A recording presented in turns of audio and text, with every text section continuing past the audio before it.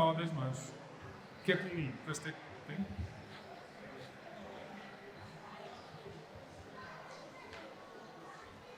Vai dar microfone. O que é isso? É para gravar tudo que você falar de... Ai, Jesus, tem misericórdia de mim. Podia estar lá pelo varão. Por 2 orações. Vai dar microfone aqui não, né? Acho que quer dizer, não. Aí não é minha área, né? E aí? Podia ter mais também você. Eu acho que se você ficar na frente disso... É. Melhor? É. Eu já estava me sentindo Martin Lutero aí atrás do público. Fazia. Nossa. Tá alto assim, não? Aleluia. Papai, damos graças, Senhor, de estar aqui essa noite.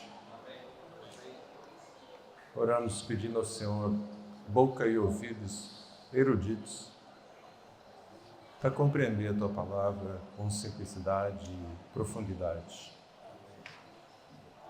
Que possa aqui ser fonte de bênção, de água viva. E lhe impede de falar qualquer coisa que não venha da Tua parte. Em nome de Jesus. Jesus, toma conta. Nós estamos cantando agora aqui, a minha vida entreguei. Eu lembrei que a primeira versão de São Luís foi gravada lá no Adorarte, lá em Viana. Não, Viana não. Santa Isabel. E tinha uma parte que eu falava a frase lá, na verdade são 3 minutos. Tá dando microfonia, onde é que eu tenho que ficar? Olha legal. Aqui ele está fazendo Já tirou já. Já saiu? Amém. E quando o Romulo me pediu para fazer essa fala, eu lembrei de um texto em Deuteronômio, é isso? Que ensina acerca do escravo de amor.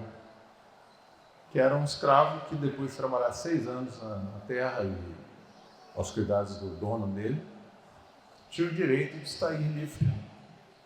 Mas se nesse período esse escravo tivesse se afeiçoado a uma mulher, casado com ela, gerado filhos, e tivesse afeiçoado a esses filhos, ele então podia chegar para o dono dele e dizer assim: olha, até aqui eu fui obrigado a estar aqui, mas agora você pode furar minha orelha, se eu vou ser escravo seu pelo resto da vida,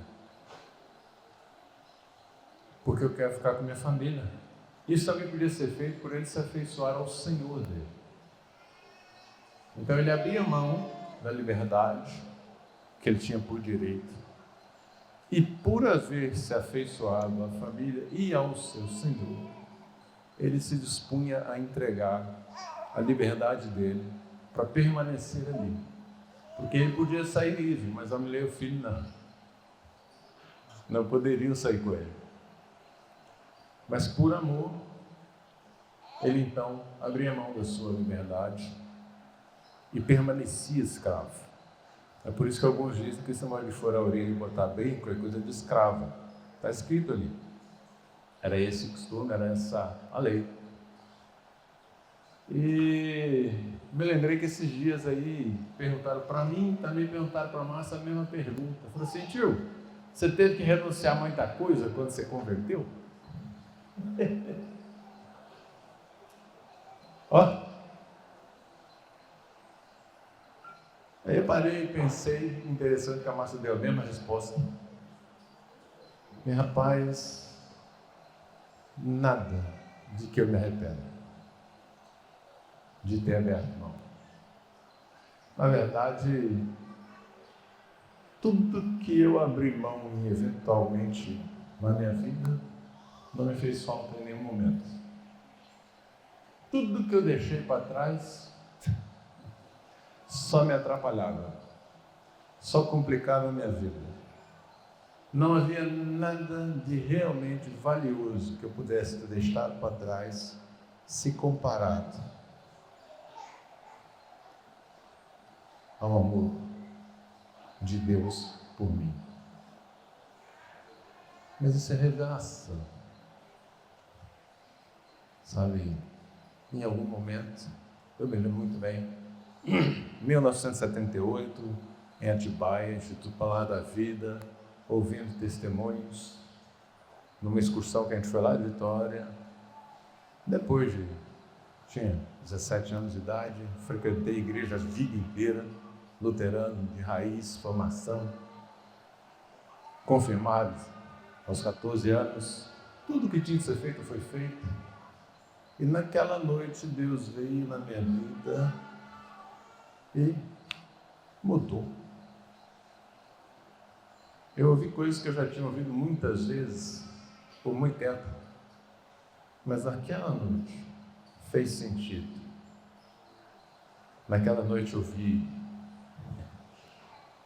que eu era um sepulcro caiado, ou aquele negócio por fora bela viola, por dentro pão bolorento. Já ouviu falar isso? Isso é tudo coisa velha pra caramba, né? Mas o fato era o seguinte: eu tinha uma imagem que não correspondia ao meu coração. E Deus me mostrou isso com total clareza. Rapaz, e eu pela primeira vez chorei, mas chorei com força. Não porque estava sendo corrigido, ou porque tinha machucado, mas porque eu vi assim: meu Deus, o que eu sou? E o que tu és? Nós saindo do programa que estava acontecendo, um frio de rachar, e fomos para o quarto para dormir. E antes de ir para o quarto, eu fiquei acho que 1 hora lá ainda no frio. Depois entrei, fui tomar banho, fiquei mais 1 hora tomando banho, chorando. E fui dormir chorando e amanheci no outro dia e fomos embora. E não sabia o que tinha acontecido direito, não. Eu só sei que eu estava. Rapaz, a carreta passou em cima assim e foi. Aí de noite a gente estava viajando no ônibus, a minha tia chega para mim e falou: o que houve com você? Meu filho, o filho dela estava dormindo no mesmo quarto que eu. Meu filho falou que você estava chorando, não sei o quê. Eu falei: tia, foi acontecer assim. Ela falou: isso é nascer de novo. Você nasceu de novo para Deus. Está começando uma nova história, uma nova vida. Eu falei: Rapaz, sabe, tivesse me mostrado a piscina. No Atibaia, lá no Retiro, tinha piscina. Se eu tivesse mostrado a piscina e tivesse dito: você precisa batizar, eu tinha batizado na hora. Mas como a gente era tudo luterano batiza de criança. E confirma aos 14 anos o batismo. Então, foi batizado, eu já estou, resolvido o problema, mas eu estava pronto aí para ser batizado. Era só falar. Eu não ia nem pensar em perguntar: pai, mãe, pastor, luterano, não luterano, mas ia perguntar, mas não ia esperar 1 minuto, cara, eu teria. Tal foi a realidade espiritual do que aconteceu. Isso foi em 1978. Acho que são 45 anos, né? 47. É 40 e lá vai, né? Fumaça. E foi a melhor coisa que aconteceu na minha vida. Daí, muitas aventuras ocorreram e continuam ocorrendo. Mas não é sobre isso que eu vim falar aqui. Só estou contando de passagem, porque o reino de Deus acontece na nossa vida por revelação e por experiência. Eu, inclusive, já errei muitas vezes nisso, acreditando que se eu desse a informação correta, eu teria o resultado esperado. Então é certo que uma informação errada causa um dano terrível, mas a informação correta, sem revelação, não muda nada. Não produz vida. O ensino errado é uma tragédia, mas o ensino pode estar perfeito se ele não vier acompanhado de revelação da parte de Deus para conosco, queridos. Vai faltar um pouco, sabe? O nosso inimigo conhece mais Bíblia em hebraico e grego do que qualquer um de nós, e não se converte. Eu conheço gente que sabe muita Bíblia, mas não se converte, porque não compreende o que lê, porque não tem revelação do que está sendo lido e falado. E eu creio que nos nossos dias, amados, isso aqui é uma coisa que a gente precisa desesperadamente. É de revelação da parte de Deus. As coisas precisam ser descortinadas para nós. Nós estamos... Eu faço trocadilho, todo mundo me chama de cabeção. Eu era muito mais cabeçudo quando era menino, né? Porque a cabeça já era grande, mas eu era baixinho. Hoje nem parece tanto, mas o povo insiste em me chamar de cabeção. Então, rapaz, nós temos tanto de informação, de pregação, de leitura na cabeça, mas tão pouca profundidade de compreensão espiritual do que nós sabemos, que é uma tragédia.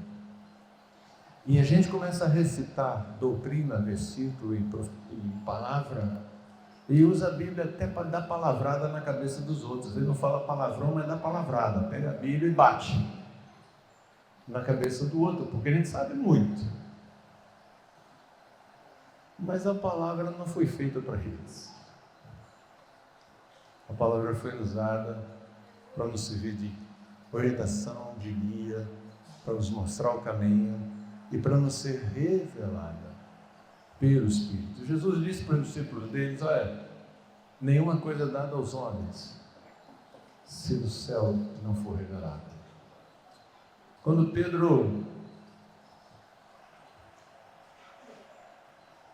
Jesus pergunta aos discípulos: o que diz os homens que eu sou? Elias, um dos profetas, o mestre. Mas vocês, o que vocês dizem? Pedro: tu és o Cristo, o Filho do Deus vivo. O que Jesus fala para ele? Bem-aventurado és, Simão Bar-Jonas, porque não foi sangue nem carne que te revelou, mas o Espírito.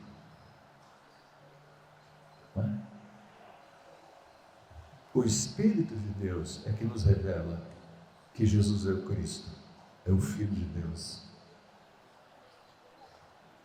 A gente fica impressionado, né? Os discípulos estavam pescando, Jesus chama e eles jogam as redes fora e seguem a Jesus. Rapaz, vai eu dizer para eles que eles tinham que deixar as redes e me seguir. Ia funcionar? De alguma maneira, eles viram quem estava fazendo o chamado e acreditaram e deixaram as redes. Não foi um salto no escuro. De alguma maneira, eles compreenderam que se tratava do Messias esperado, daquele por quem eles ansiavam. Sabe, eles esperavam por aquilo há séculos e eles viram em Jesus que aquele era o caso. Mateus deixou a coletoria, os outros deixaram os barcos, Lucas deixou a medicina, e lá foram eles atrás de Jesus, andando com ele dia após dia, seguindo de um lado para o outro, ouvindo, aprendendo, perguntando, seguindo a vida. Mas eles viram em Jesus a autoridade da parte de Deus para requerer deles que deixassem as redes. Então, para quem percebeu que Jesus é o Cristo, que percebeu a furada que você estava, com passagem comprada, com visto carimbado, direto para o inferno, e que você foi tirado do império das trevas e transportados para o reino do Filho de seu amor, o que pode ser preço alto demais? E se assim é, do que posso eu me gloriar de ter renunciado? Que mérito tenho eu para requerer de Deus alguma recompensa? Ou esperar algum pagamento em troca? Não tem, queridos. Aquela renúncia que a gente cantou aqui, a entrega, a vida de discipulado é a única resposta adequada. É a única resposta. Que outra resposta eu posso dar a quem fez o que Jesus fez por mim? Que outra resposta eu posso dar àquele que, quando eu era inimigo de Deus, quando eu era forasteiro, inimigo, sem crédito nenhum, me reconciliou consigo mesmo e me fez filho? Não tem. Queridos, eu não tenho competência nem para tentar imitar ele. Já tentei, não dou conta. E eu tenho pensado muito nisso ultimamente, isso tem me tomado o coração.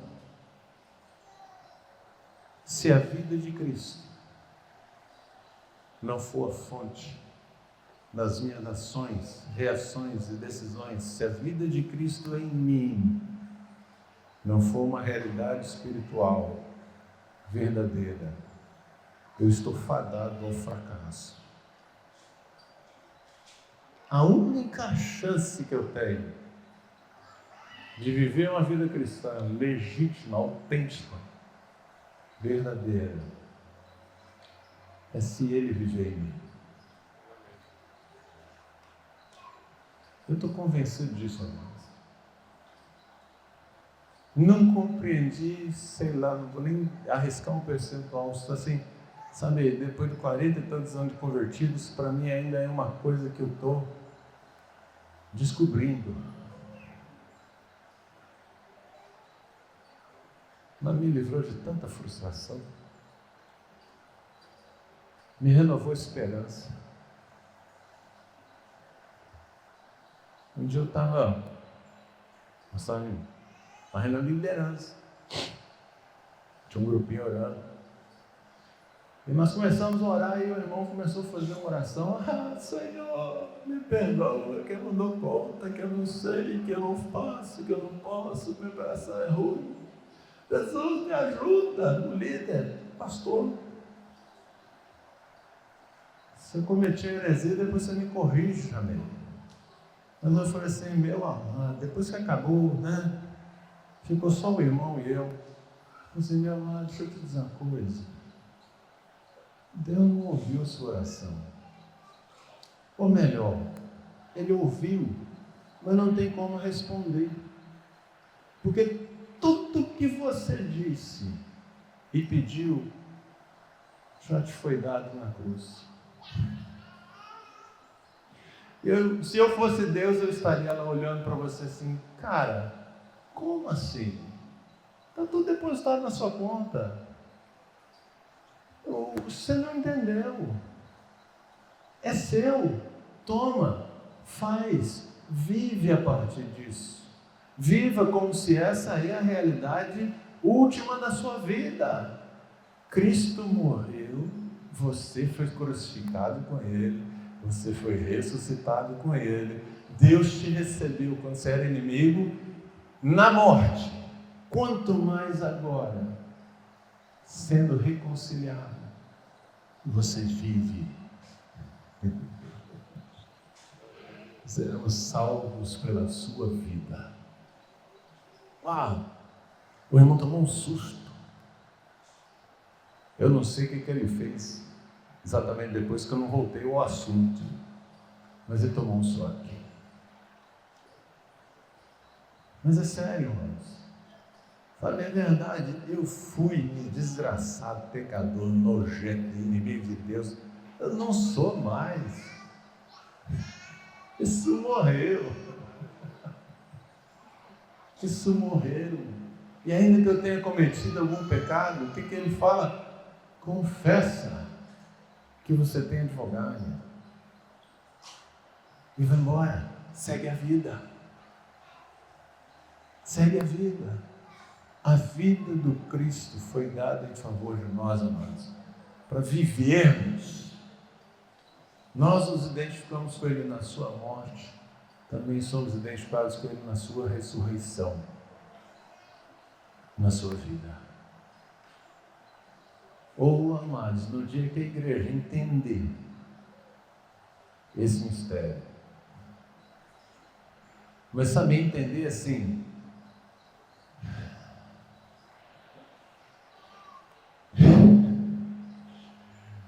experimentar,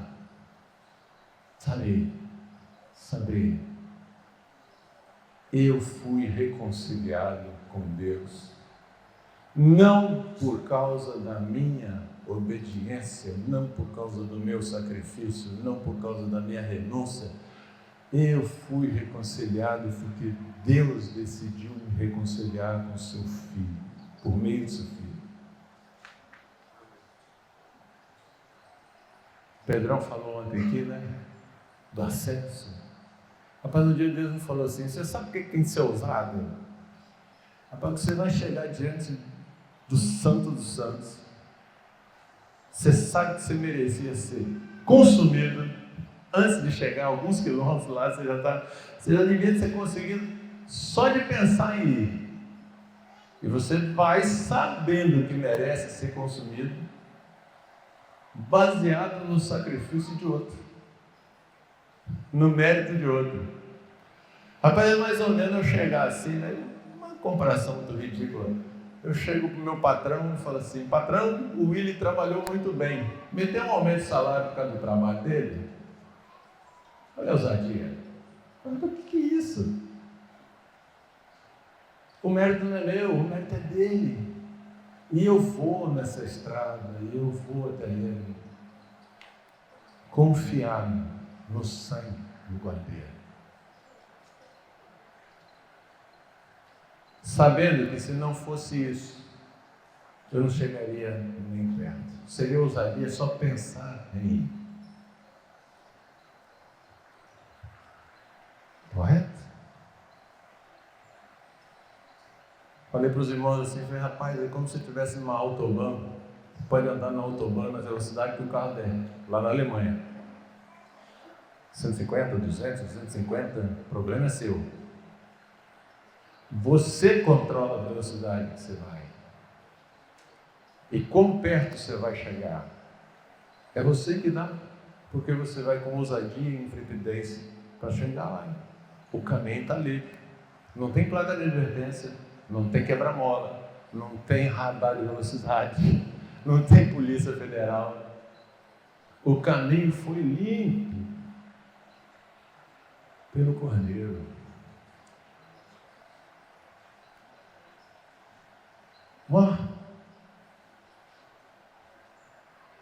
Você está olhando na minha cara aí, essa necessidade está meio doido. Eu acho que eu estou só um pouquinho ainda, eu preciso ficar mais doido ainda. Paulo pregava a graça. Eu um dia estava falando para o irmão, eu falei, meu irmão, é graça, é graça. Falei, meu irmão, se for graça assim, como é que os irmãos vão obedecer? Eu falei assim, mas o que é isso, rapaz? Os judeus já falaram isso para Paulo. A pregação de Paulo sobre a graça de Deus foi tão escandalosa para os judeus, que eles falaram assim, Paulo, então ficou fácil. Nós vamos cometer males para que nos venham bens.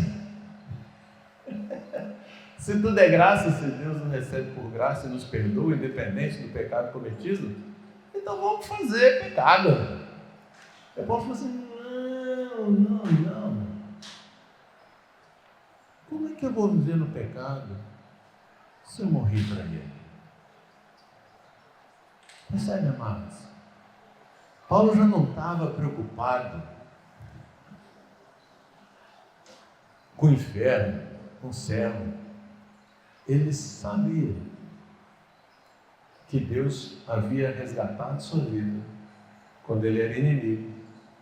Ele sabia com tal certeza que ele falava assim, eu morri para aquilo. Por que eu vou voltar para aquele trem que só me fez mal? Em Corinto ele fala que ele era, discípulo de Gamaliel, se sentou aos pés dele, era judeu de judeu, fariseu de fariseu. Rapaz, o cara era top, PhD em direito hebraico, judaico, sei lá. Mas assim, lá em cima. Ele diz, eu considerei perda. Tudo que para mim era lucro, eu considerei perda por causa da sublimidade do conhecimento de Cristo. Uma noite dessa eu acordei de madrugada, estava pensando, eu vou compartilhar com os irmãos, o que eu vou compartilhar? O Will me deu uma lista lá para falar umas coisas. Eu falei, eu não tenho nada escrito a esse respeito para poder compartilhar. E eu fiquei... E eu comecei a pensar nessas coisas e comecei a me lembrar de quando Deus me chamou das trevas para a luz. Rapaz, quando tinha uma oportunidade de ter uma reunião na casa de alguém, a gente ia isso quase toda semana. O povo daquela época, os luteranos daquela época me davam liberdade para ir, porque o pastor ainda era crente. Quando veio um pastor tradicional, acabou a liberdade religiosa. Rapaz, invariavelmente, eu abri a Bíblia em Isaías 53. Quem creu em nossa pregação, quem foi mostrar a graça do Senhor, porque foi subindo como renovo de uma terra seca. Olhamos, não havia formosura, nada que nos agradasse. Eu não vou saber o termo inteiro, mas... E aí vai falando do Cordeiro. Pelas suas pisaduras somos salvos. O castigo que nos traz a paz estava sobre ele.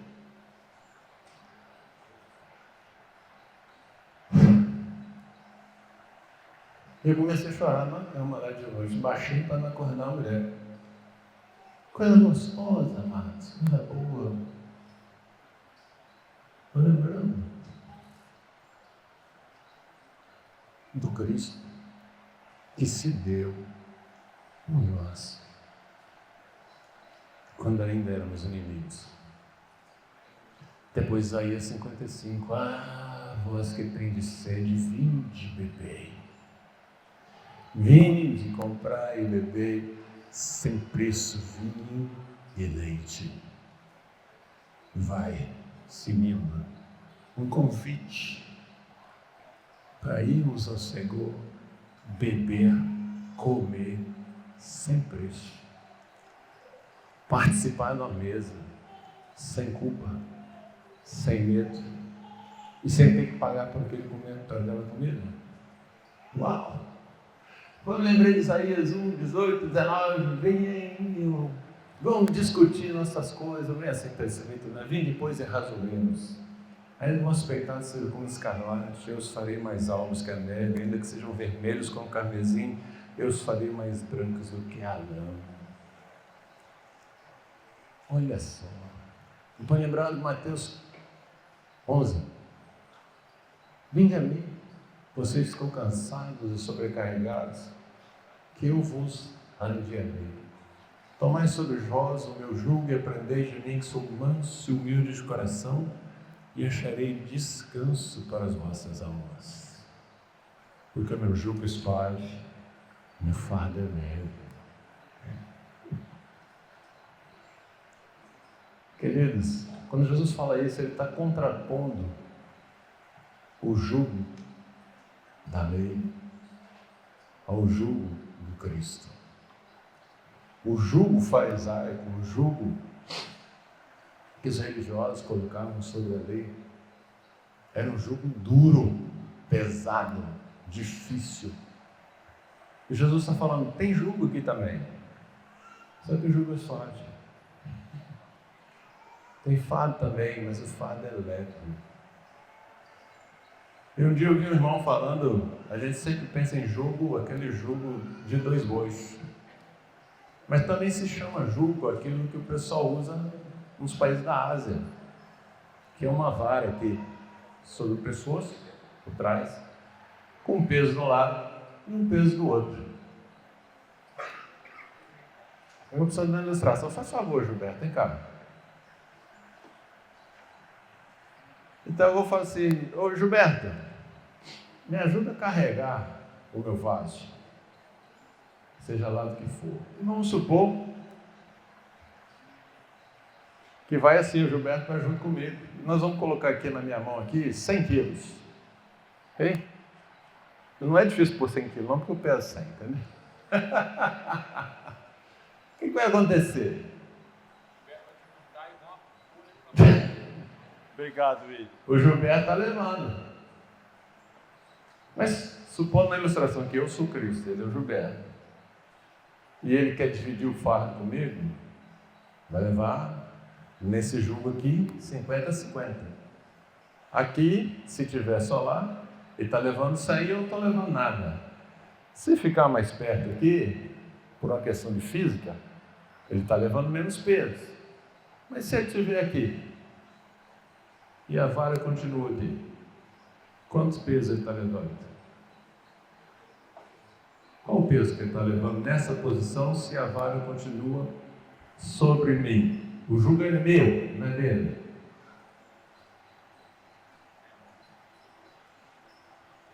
Quanto? 0.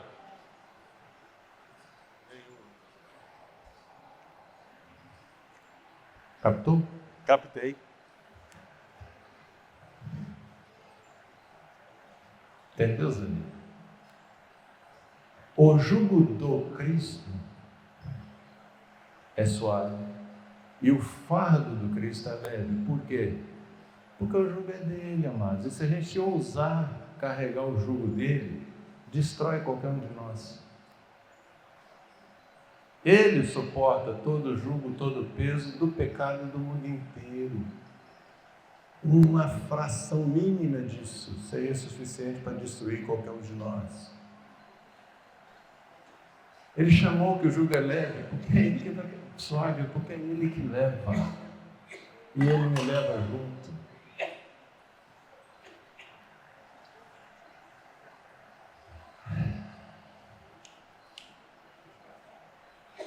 Querido, se seu jugo está pesado, está duro, se seu fardo está pesado, você está enganado. Qual a origem desse jugo? Você está enganado. Como eu muitas vezes me enganei.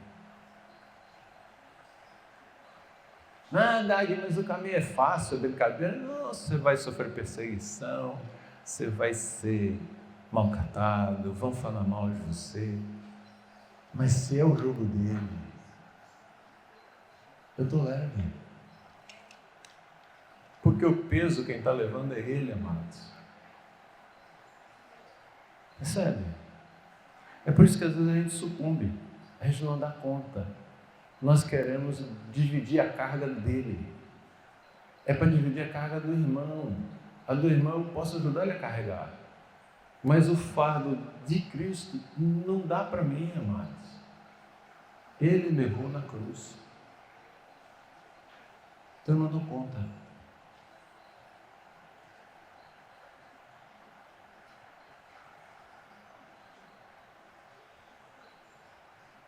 Romanos capítulo 6. Paulo fala esse princípio que eu citei aqui.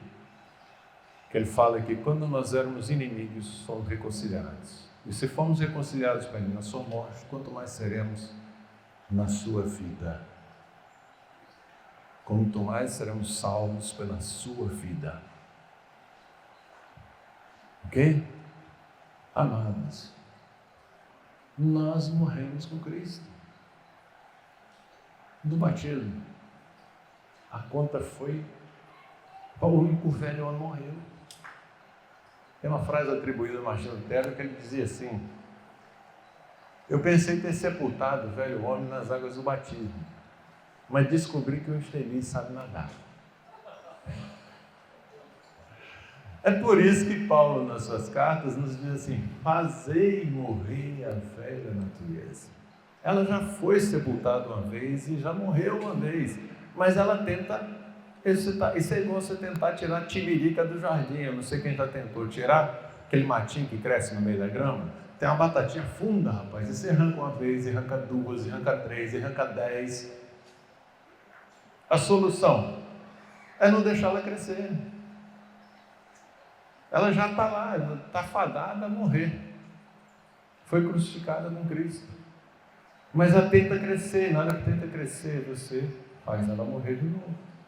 E ela vem tomar lugar, você faz morrer de novo. O infeliz vem nadando, você manda ele embora. Não tem a piada do pessoal que fala assim, sai desse corpo que não te pertence? Pois é, quando o pensamento errado vem na sua cabeça, você fala assim, sai dessa mente, que ela já não é mais sua. Queridos,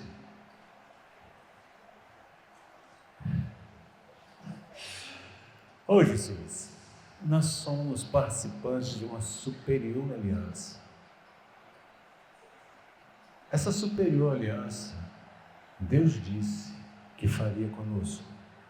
E Ele disse que faria de nós um povo seu. Nós cantamos isso aqui hoje e falamos isso aqui hoje.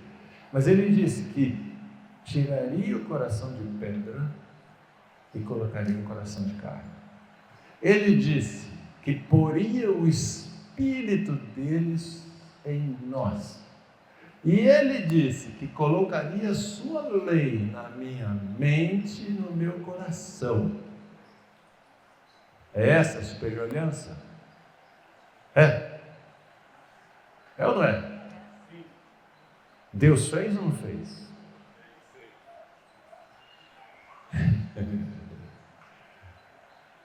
Então de quem é essa mente?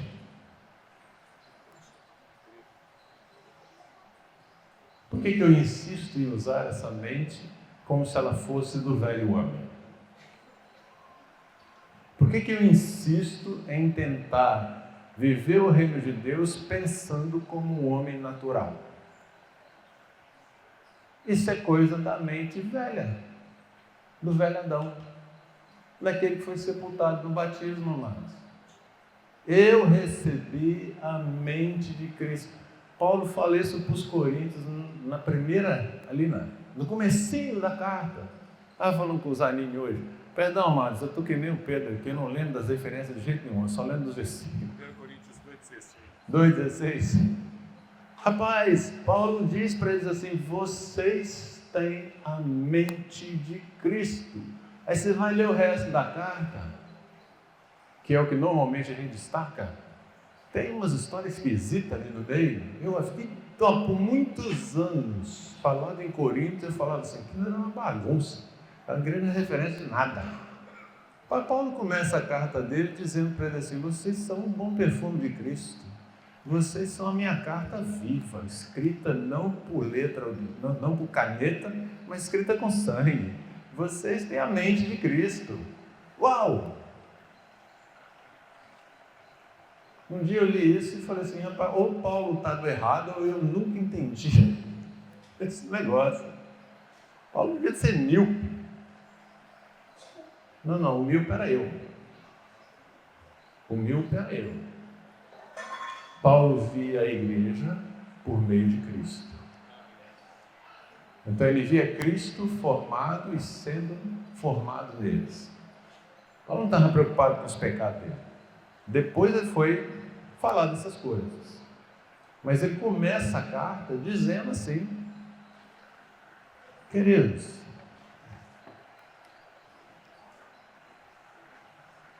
nós somos membros dessa superior aliança ou não? Essa aliança é válida para você hoje? Se ela é válida, viva como ela sendo válida. Assuma a postura. Deus fez isso por mim.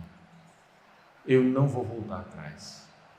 Eu não tenho nenhum motivo para voltar atrás. Eu morri para o pecado. Minha vida teve um novo começo. Eu sou nova criatura. As coisas antigas passaram. Tudo se fez novo. Ah, tá, mas eu vou errar. Eu não estou preocupado que você vai errar. Eu vou errar. Mesmo falando isso tudo para vocês. Se tem uma coisa certa, é que eu vou errar. Não tem dúvida disso. E se errar, eu tenho advogado junto ao Pai, Jesus Cristo, o justo. E eu confesso o meu pecado a Ele, e Ele me perdoa os pecados e me purifica de toda injustiça. E eu estou pronto para recomeçar. E eu não quero ficar pecando toda hora. Mas acontece. E se eu disser que não tem pecado, sou mentiroso. 1 João. Correto? Agora, essas coisas só vão ter validade, queridos, se a gente fizer o que está lá em Romanos 6 de novo. Paulo diz, vocês sabem disso, o quê? Vocês morreram e ressuscitaram. Agora, vocês fazem o seguinte, vocês precisam se considerar assim, mortos e ressuscitados. O que é considerar? Eu preciso agir como sendo morto e ressuscitado. Se eu não me considerar morto e ressuscitado, isso não serve de nada. E aí termina o texto falando assim, apresenteis os vossos membros a Deus como instrumento de justiça e não ao pecado como instrumento de iniquidade, pois aquele a quem vocês se oferecem, destes vocês são servos. Oh, eu faço um curso superior. Bom, eu fiz administração de empresa. E eu acreditei tanto que eu era administrador de empresa, que eu me apresentei para administrar a empresa do meu pai, para descobrir que o que eu achava que sabia tudo, eu não sabia nada, mas aprendi depois. Mas eu me considerei um administrador de empresa. E me apresentei para trabalhar. Correto? Acontece com a medicina. Você faz um curso de medicina, se você se considera médico, o que você vai fazer depois que você pegou o seu registro? Você vai se apresentar no hospital, numa clínica, num consultório. E todo dia você volta lá. Por quê? Porque você se considera médico. E quando você volta lá e está instalado na sua cadeira, atendendo as pessoas, ou na mesa de cirurgia, você está colocando os seus membros como instrumento da sua profissão, que você sabe que foi formado, você se considera médico e um bom médico, pelo menos suficiente para lidar com aquele caso, e você se apresenta como quem vai dar a solução.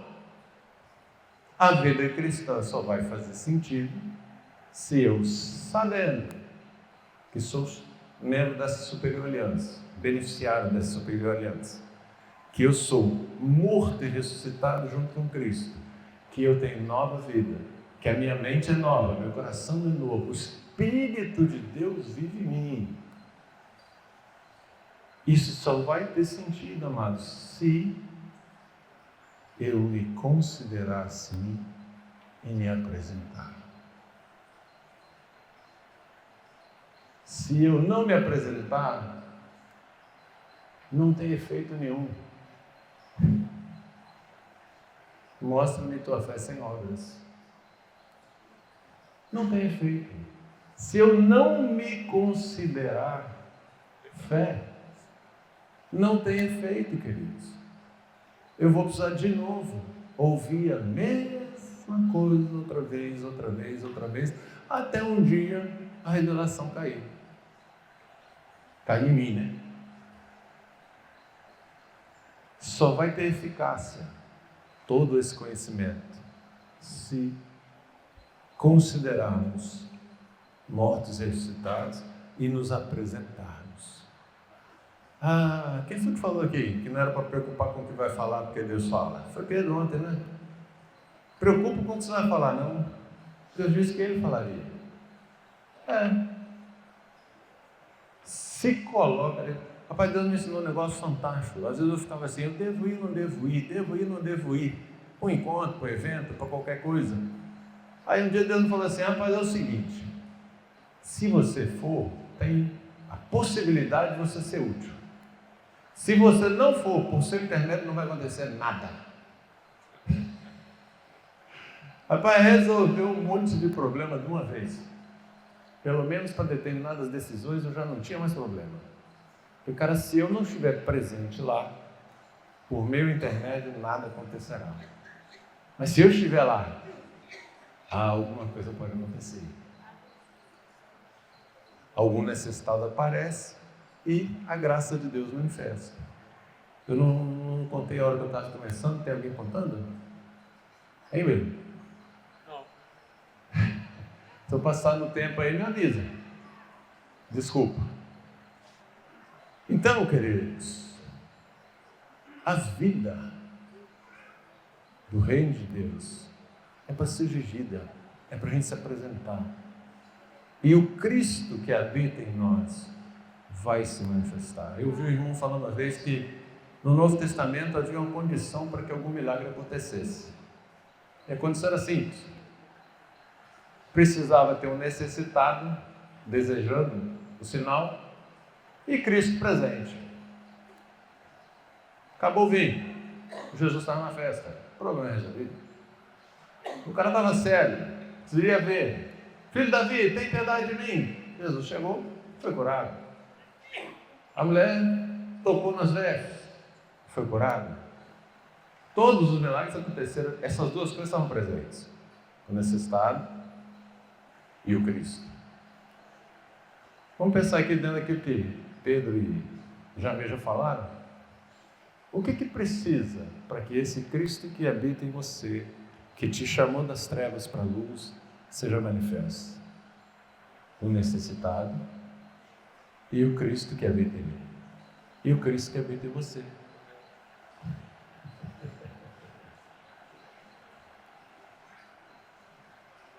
Na hora que então, Jamê falou hoje, os aí precisam estar buscando o que está acontecendo e eu me apresento. Mas Deus, eu não sei o que fazer. Ele falou, não tem problema, eu faço. O que eu vou falar? Não tem problema, preocupa não, eu te dou o que falar. Hoje eu estava discutindo com a irmã aqui, ela... na hora que a gente estava falando aqui, depois da palavra do Jamê, e fugiu o pensamento. Mas ele vai colocar a palavra, ele vai dizer. Eu falei para ela, minha irmã, você já nasceu de novo, você foi batizada, você foi cheio do Espírito Santo, você sabe o caminho, você está muito na frente de quem nunca ouviu nada disso.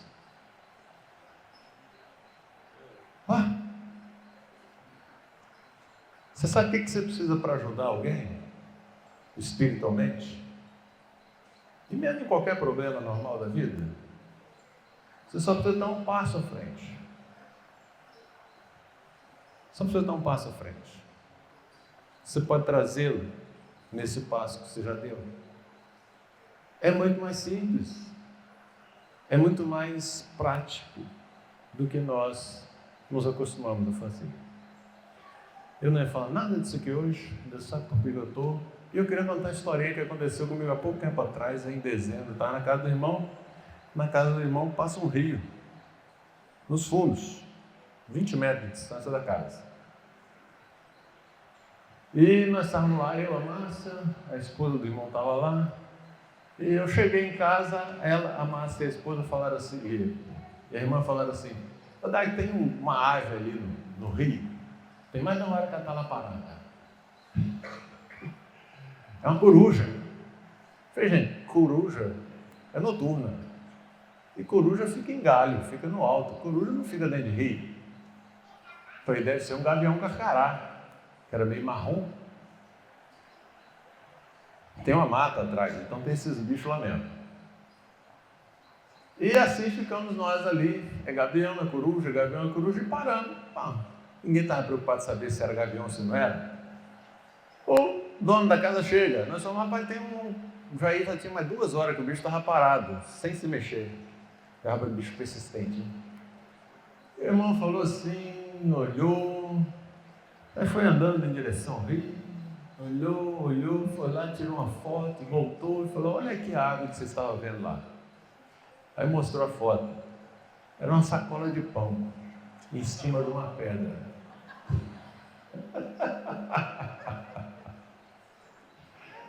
Ele falou, não se preocupa, que vai começar a chover, daqui a 10 minutos o rio sobe e a água vai embora. Acabou o problema. Bom, passou mais um tempinho e faltou água na casa. Por que não tem água? Não, tem que ter água, tal, é água de poço, aí vai, verifica a bomba, verifica a instalação da bomba, sobe na caixa d'água, vê se tem água na caixa. Eu falei, não, às vezes dá entrada de ar, chupa na torneira, né? O ar sai e volta a água, não sei o quê. Na hora que ele subiu na caixa d'água, eu fiquei olhando assim, eu não subiria ali. Já passei dessa idade. Ele também, mas ele não acha. Aí, Olhei a tubulação, rapaz, um tubo grossão saindo, olhei assim, falei, tem uma coisa errada com esse registro. Para ele estar aberto, normalmente ele está em linha com a linha de tubo, ele estava transversal. Eu falei, o montário cerrado, alguém fechou.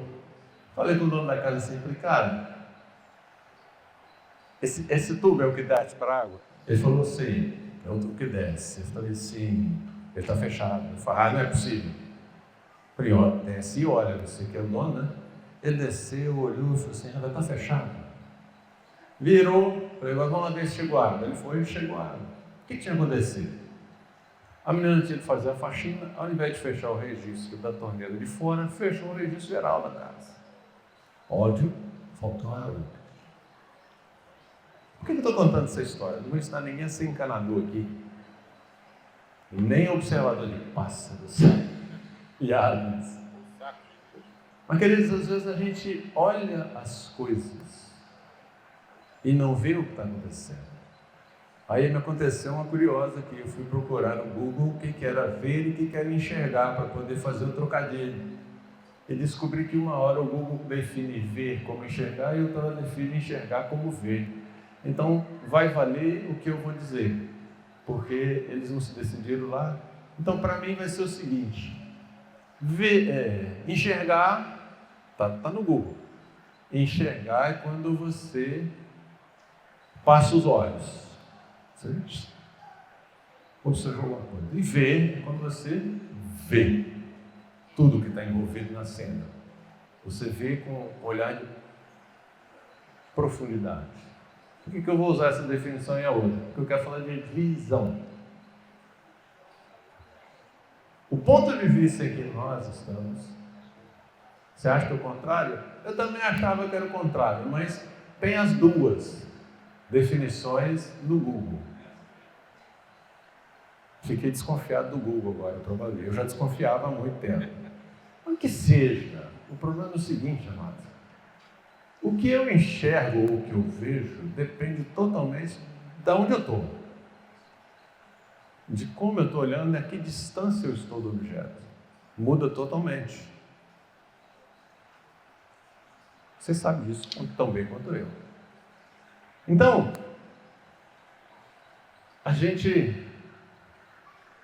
Jesus falou em Mateus que os olhos são a lâmpada do corpo.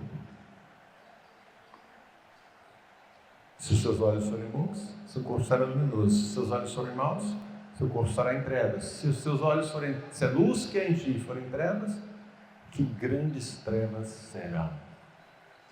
Jesus não estava falando daquilo que você passou os olhos e enxergou de repente.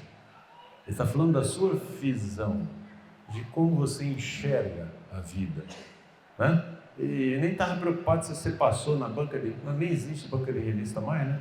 Mas na minha época de jovem era um problema. Você tinha que passar a banca de revista assim, né? Os irmãos sabem por quê? Não preciso explicar. O problema não é esse. O problema é onde você detém seus olhos e como você vê a vida. Como você enxerga a vida. Isso vai determinar como sua vida vai ser. Então, se o que você vê é negativo, é ruim, é mal, você vai estar em trevas. Se o que você vê é bom, de acordo com o que Deus define que é bom, você vai estar na luz. Então, cuidado com a visão que você tem. Precisamos ter cuidado com a visão que nós temos. Eu vou dar só um exemplo aqui, acho que eu vou parar por aqui. Em 1997, nós entramos numa crise financeira na empresa, a gente era sócio na empresa, meu pai era sócio, nós herdamos a empresa. A empresa tinha de 30 anos de história de sobe, desce, sobe, desce, sobe. 94 veio o plano real, deu a bolha de consumo e nós voando. Nossa, foi bom. Acabamos 94 com os 95, com os cofres abarrotados. 95 a bolha curou. Nós decidimos fazer um investimento de $800 mil. Na época o dono era 96 centavos, era fácil. Fiz o planejamento, todo bacana, cara, legal na fita. Bom, a máquina atrasou, quando a máquina chegou no final de 96, aí nós instalamos a máquina assim, e deu janeiro de 97, nós descobrimos que nós estamos quebrados. Todo o dinheiro que nós ganhamos em 94, 95, gastamos em 96, entramos em 97 sem dinheiro para pagar as contas nos próximos 90 dias. Detalhe, uma empresa que tinha 20 anos que não tinha um título protestado, não tinha cheque sem fundo, não tinha nome sujo na praça, não tinha nada. Rapaz, dever para quem é sem vergonha é brincadeira. Para quem tem vergonha na cara é a morte. E você se sente um rato. E as pessoas com que se relaciona se tornam seus amigos, no correr de 10, 15, 20 anos, né? Então você fica devendo para gente que você conhece. É muito chato. Não vou contar a história toda, só vou contar um detalhe. Mas nós chegamos ali naquela situação, se vendêssemos tudo que tinha, a gente não pagava aí 20%. Só que naquele tempo não vendia nada. A economia parou, os imóveis simplesmente não tinham compradores. Então não adiantava nem querer vender.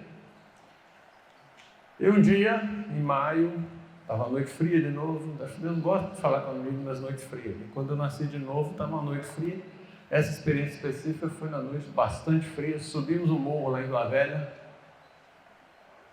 Tinha uma turma que ia lá para orar. E tinha uns 8 ou 10 irmãos que estavam orando, rapaz, e sapateando como se fosse o Pedro Guiotti, e uau! O povo, e eu sentei na pedra lá naquela pose do pensador lá da estátua, e fiquei olhando para baixo. O que eu vou gritar e falar aqui, cara? Eu não tenho que falar, eu tô... Oi? Alô? Que eu vou? E comecei a brincar de Lego com os prédios. E tinha uns prédios bem grandes. Só que do alto do monte, assim, com mais de 100 metros de altitude, qualquer prédio lá embaixo parece que você pode pegar. Olha aí, eu estava meio que de gigante na terra dos menininhos. Que legal, cara, que sensação de poder, né? Eu estou ali mudando a geografia da cidade, trocando morro de lugar, trocando prédio, mudando trânsito. E eu ouvi, daqui de onde eu estou, os milhões de dólares que você está devendo são nada.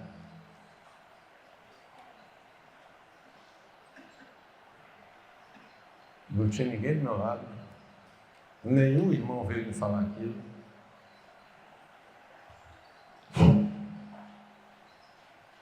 Porque assim, e não é que é? De onde Deus estava olhando, era nada. Meus irmãos, eu desci daquele morro, pisando alto assim, ó. No outro dia fui trabalhar, cheio de fogo, os problemas estavam todos lá, do mesmo jeitinho. Nem R$1 tinha aparecido na conta do nada. Nada exterior acontecia. Mas dentro de mim, eu sabia que ia acontecer as coisas. Então a minha atitude com relação ao problema mudou totalmente. Porque a minha perspectiva mudou. Eu parei de olhar a coisa como um menininho olhando para um gigante e passei a olhar como alguém que foi se esconder com Cristo nas regiões celestiais e estava nas regiões celestiais juntamente com Cristo, olhando as coisas acontecerem. E o fato é que de maio a dezembro nós resolvemos os problemas, fechamos a empresa, começamos uma empresa nova e recomeçamos a vida. Não sem dor e sofrimento. Tá? Eu tive que negociar com os credores, tive que mandar mais de 100 empregados embora, pagar as contas de todo mundo, vender a máquina que eu tinha comprado por $800 mil. Até isso Deus liberou a bênção, vendeu um terreno lá por um preço que não existia na época e foi vendido. Deus moveu as peças, as coisas se moveram. Porque eu fui no monte orar? Não. No monte Deus falou comigo. E ele foi agindo independente para dali para frente. Mas a minha atitude com a situação mudou radicalmente.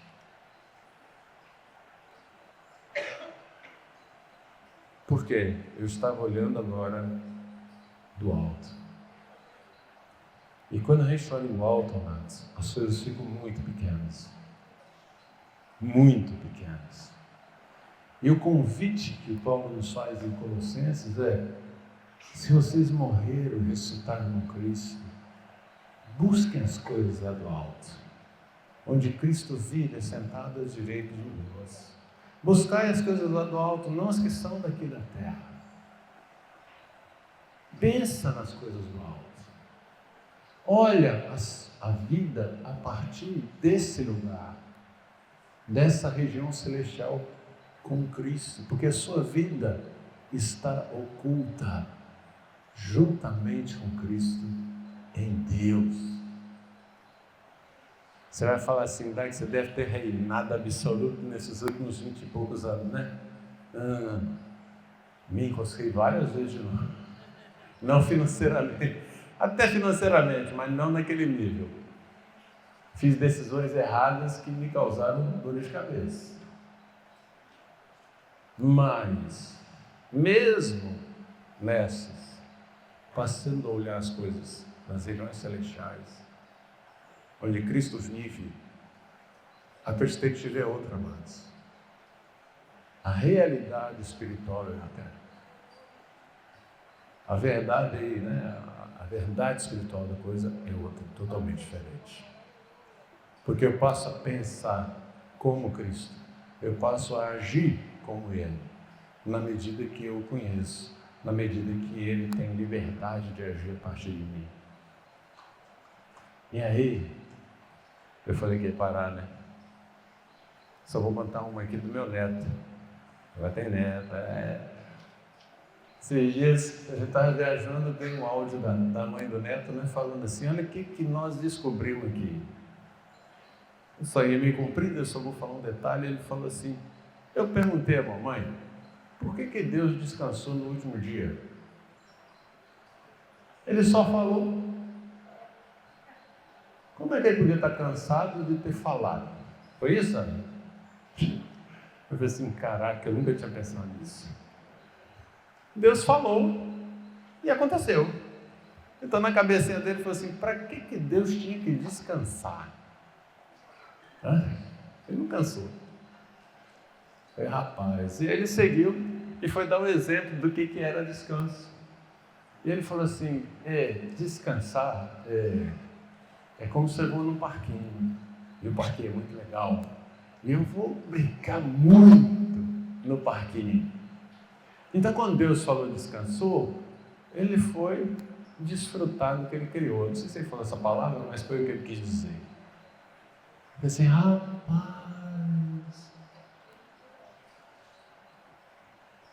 Fui longe na heresia, Jaime? Não, né?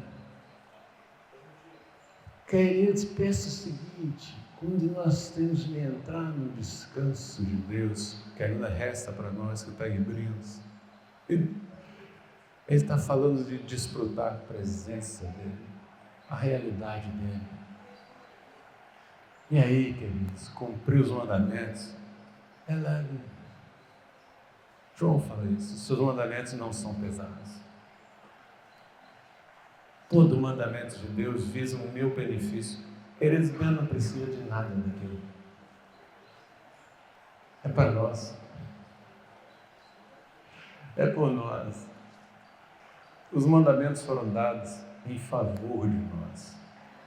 E eles não são pesados. Se divisos a partir da realidade de Cristo em nós, a esperança da glória. Minha oração é que Deus ilumine os olhos do nosso entendimento, amados. Me perdoe se eu repetir coisas do Pedro e do Jamil, Mas não tinha outra coisa para falar. Não hoje. Amanhã tem outro. Mas que o Senhor ilumine os olhos do nosso entendimento. Que nós possamos compreender a extensão do amor de Deus, a altura, a largura, a profundidade, toda a extensão do amor de Deus. E sermos esse sal e essa luz que vão inundar essa terra, amados. Que vão inundar essa terra. E eu sei que se Deus não abrir os nossos olhos, nós vamos cansar de falar aqui.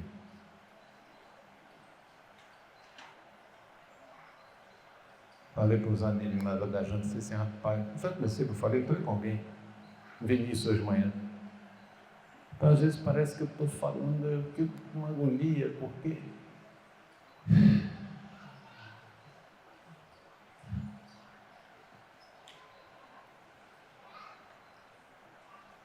eu não consigo botar na sua cabeça. Às vezes eu não consigo nem eu mesmo viver na plenitude disso. Mas eu sei que existe. Eu sei que vale a pena. Eu sei que é para todos nós. É dádiva de Deus. Mas eu sei que, sobretudo, é Ele que efetua em nós o querer e o realizar segundo a sua vontade. Amém. Deus começou uma obra em você. Deus começou uma obra em você. É fiel para completar. É fiel para completar. Ele já começou. É fiel para completar em você. Amém? Boa noite a todos.